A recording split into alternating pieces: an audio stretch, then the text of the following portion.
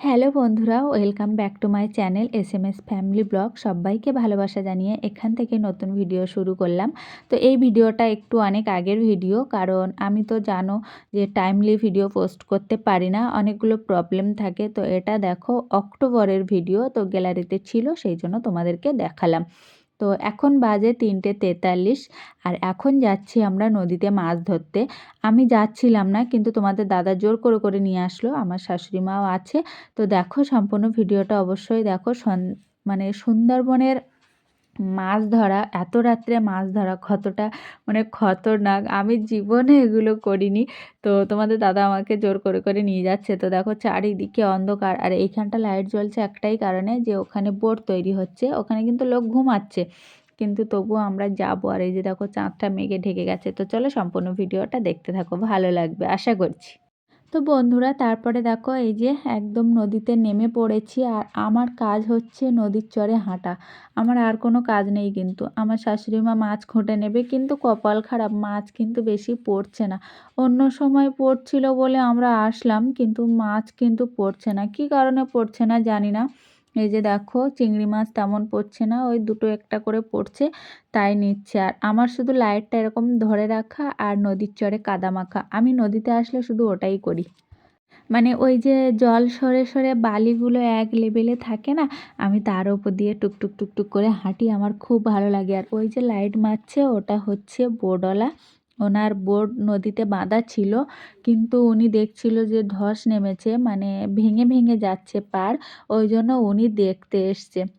এখন বাজে প্রায় 3:47 না 48 হয়ে গেছে, সেটা তোমাদেরকে দেখালাম। কিন্তু উনি এসে বলছে তোমরা মাছ ধরতে এসছো, কিন্তু মাছ পড়ছে না, আমরা যতই করছি মাছ পড়ছে না। তো শাশুড়িমা বলছে চলো বাড়িতে যাব। আমরা বললাম তখনই আমি আসছিলাম না, আমাকে টেনে টেনে নিয়ে আসলে, আর এখন বাড়ি গেলে হবে, এরকম গল্প করছিলাম আমরা। তো শাশুড়িমা বলছে কি করব বলো, অন্যরা তো মাছ ধরে নিয়ে যাচ্ছে, সেই জন্যই তো আসলাম।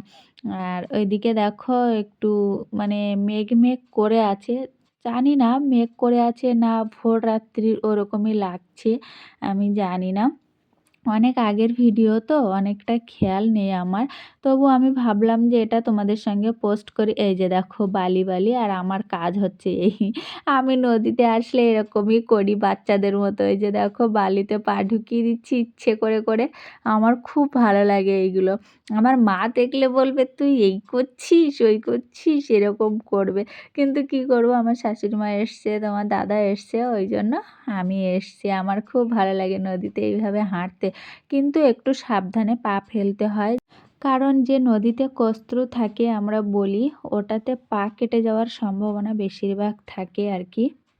তো বন্ধুরা এই যে দেখো তোমাদের দাদা জাল রেখে দিয়ে দোন বাইবে এবার, মানে ওই অনেকটা সুতো থাকে, তার মাথায় 3-4টে করে বড়শি থাকে, সেই যেটা বলছিলাম, সেই বড়শির মাথায় চিংড়ি মাছ বাঁধিয়ে ছুঁড়ে দিতে হয় অনেক দূরে। তো তোমাদের দাদা জাল বাইছে না, আর যেহেতু মাছ পড়ছে না ওই জন্য। তো শাশুড়ি মা বসে পড়েছে, বলছে যে আমাদের আটল পাতা থাকে, যেটা আমি তোমাদেরকে দেখাবো, সেটা তুলে নিয়ে যাওয়ার জন্য একটু লেট করে যাচ্ছি আমরা, না হলে আমরা বাড়ি চলে যেতাম। তো আমাদের বাড়ি যেতে যেতে ভোর হয়ে যাবে। তো বন্ধুরা তোমরা সম্পূর্ণ ভিডিওটা দেখতে থাকো। তারপরে এই যে বন্ধুরা দেখো যেটুকু চিংড়ি মাছ পড়েছিল সেইটুকু চিংড়ি মাছ দিয়ে তোমাদের দাদা দোন বাইছে, আর ওইদিকে দেখো বিদ্যুৎ চমকাচ্ছে, মেঘ করেছে খুব। আমি তোমাদেরকে আগেও বললাম না, এই ভিডিওটা 1-2 মাস আগের ভিডিও, ওই জন্য। তো দেখো এই যে মেঘ করেছে, বিদ্যুৎ চমকাচ্ছে, তোমাদের দাদাকে আমি বারবার বলছি চলো বাড়িতে যাই, বলছে ভোরের টাইম তো বৃষ্টি হবে না, কিছুই হবে না। কিন্তু বৃষ্টি হয়নি, বা কিন্তু বিদ্যুৎ চমকাচ্ছিল, ওই জন্য। আর 2 মাস আগের ভিডিও, মানে তোমরা বুঝতেই পারছো। এই যে দেখো মাছ কিন্তু একদমই পড়েনি, কি কারণে পড়েনি জানি না, একটা ভোলা মাছের বাচ্চা পড়েছে আর কটা চিংড়ি মাছ পড়েছে। আর তোমাদের দাদা এদিকে দেখো চিংড়ি মাছগুলো বেছে বেছে ওই যে বড়শিতে বাঁধাচ্ছে, ওইটা ছুঁড়ে দেবে অনেক দূরে। তো শাশুড়ি মা বললো যে যেহেতু নেটের ওখানে আটল পাতা আছে, তো আটলটা তুলে সবাই একসাথে বাড়ি যাব। তো বন্ধুরা, তোমাদের সঙ্গে কথা বলতে বলতে দেখো ভোর হয়ে গেছে আর সারা রাত নদীতেই কাটাতে হলো আমাদের।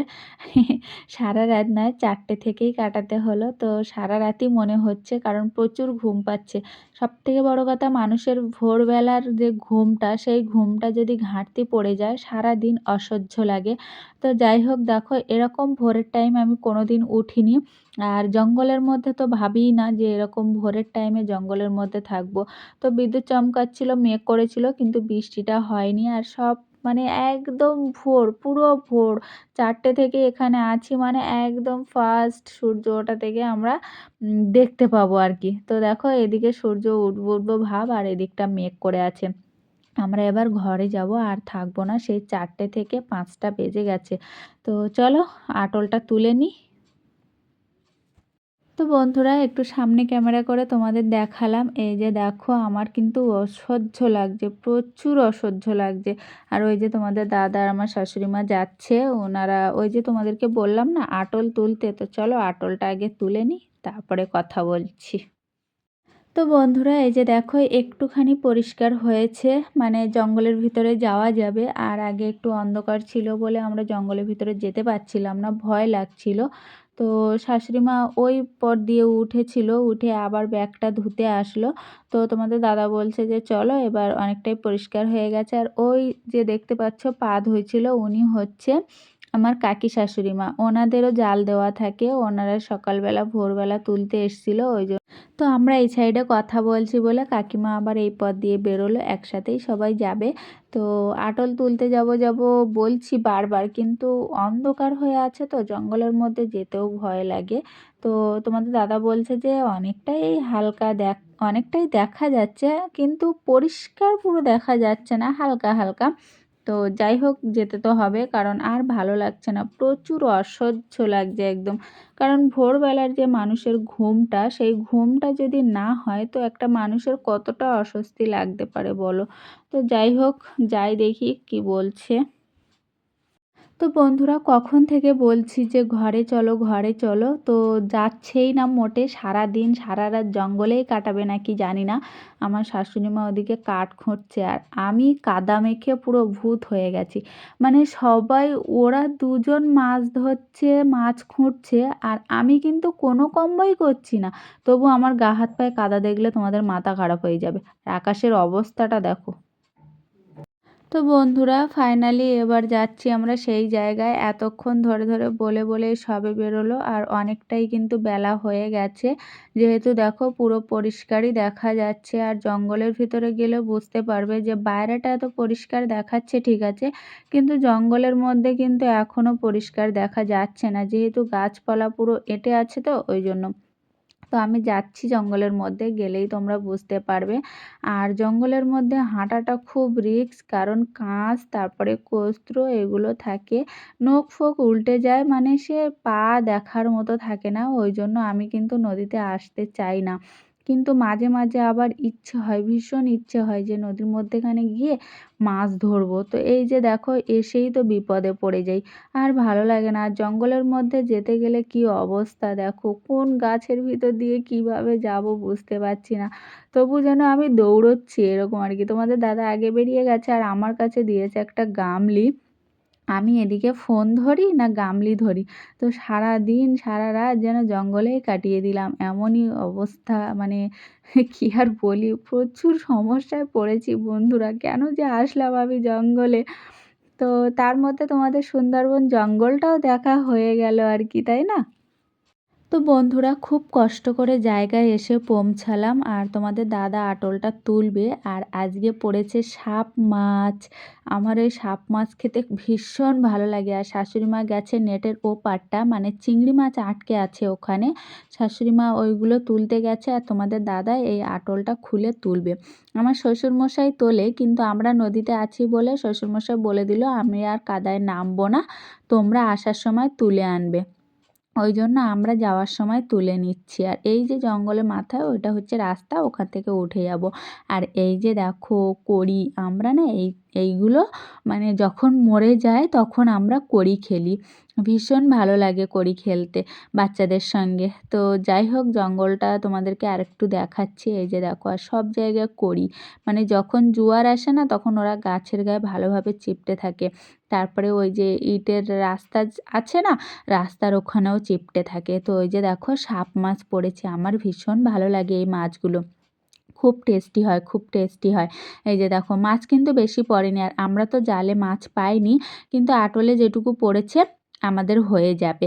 তো এই ভিডিওতে তো তোমাদেরকে দেখাতে পারবো না, পরের ভিডিওতে তোমাদেরকে দেখাবো যে কি কি মাছ হলো বা না হলো। তো তোমরা অবশ্যই কমেন্ট করে জানাবে যে সুন্দরবনের জঙ্গলের ভিডিওটা কেমন লাগলো। আর আজকের ভিডিওটা তো তোমাদের জঙ্গলের ভিডিওই দিলাম, আদার্স কোনো ভিডিও দিতে পারলাম না। এই যে দেখো, সাপ মাছ দেখবে কিভাবে ঘুরবে, আমি একটুখানি কাঠি দিয়ে ওকে ধাক্কা মেরেছি, ও পুরো গামলি ব্যাট দিয়ে ঘুরছিল। আর সবাই মাছ ধরেছে আর আমি কাদা মেখে ভূত হয়েছি। তোমাদের দাদাও কাদা মেখেছে, এইখানে আটলটা তুলতে যেয়ে কাদাটা মেখেছে। এই যে দেখো, আমি কিভাবে ওর গায়ে একটু টাচ করেছি আর ও দেখো কি করছে, মানে সারা এই গামলিটা এবার ঘুরবে। এইটা বড়, ওইটা ছোট, এইটা কালো কুচে আর ওইটা লাল কুচে।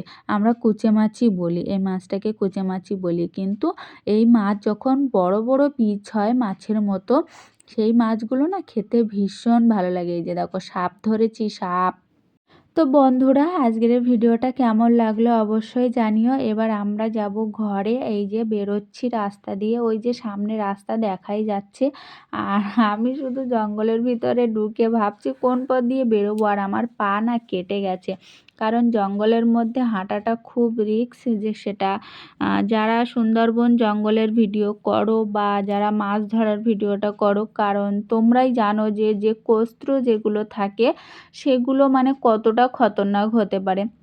আমি আমার শাশুড়ি মাকে আর আমার বরকে বলছিলাম যে দ্বিতীয় দিন আমাকে এইভাবে ডাকবে না, কারণ এই যে 4টের সময় উঠে যাওয়া, 3টে 4টের সময় উঠে যাওয়া, সারা রাত ওখানে জঙ্গলে কাটানো কতটা অস্বস্তিকর লাগে বলো তো। তো চলো বন্ধুরা, আজকের ভিডিওটা এই পর্যন্তই রাখলাম। ফাইনালি রাস্তায় উঠে গেছি।